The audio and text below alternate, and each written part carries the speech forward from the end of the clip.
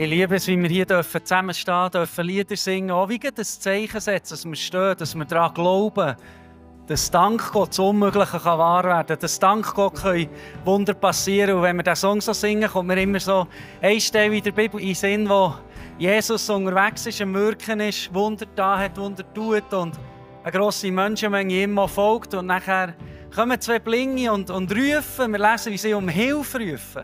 Sagen, Jesus, hilf uns.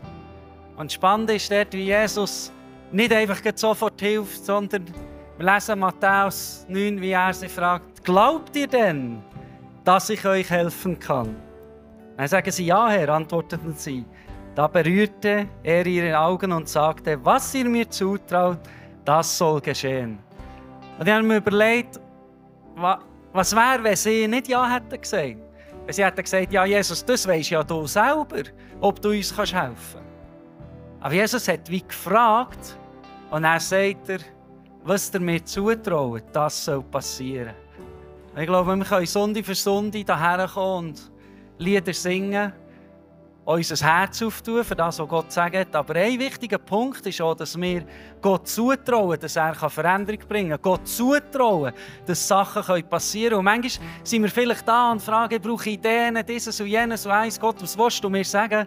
Aber ich glaube, Gott sagt durch die Bibel schon sehr viel. Und unser Auftrag ist so ein bisschen wie, ich glaube, auch zu lernen, Gott sagt und ich glaube. Gott sagt und unsere Aufgabe ist es, zu glauben.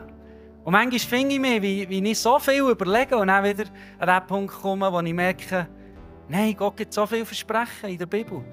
Meine Aufgabe ist es, das zu glauben. Wir lesen viele Zusagen in der Bibel, dass Gott an unserer Seite wird sein, dass wir nicht tiefer als in seiner Hände fallen können, dass wir werden als seine Kinder Einfluss haben in dem Land, wo wir leben. Dass wir werden die Gesellschaft positiv prägen und nicht immer nur der Schluss sein.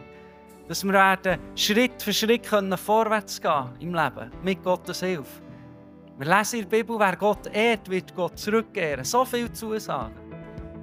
Und ich glaube, wir dürfen auch mutig werden und sagen, ich schaue in die Bibel und ich glaube, was dort drinnen steht.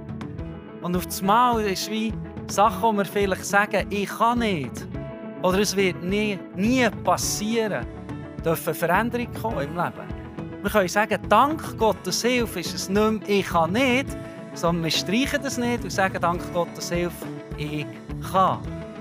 Und wir sagen nicht, es wird nie passieren. Vielleicht sagen andere Menschen, das wird nie passieren. Vielleicht sogar unsere Emotionen manchmal sagen, es wird nie passieren. Aber streichen wir das nicht und sagen, dank Gottes Hilfe, es wird passieren.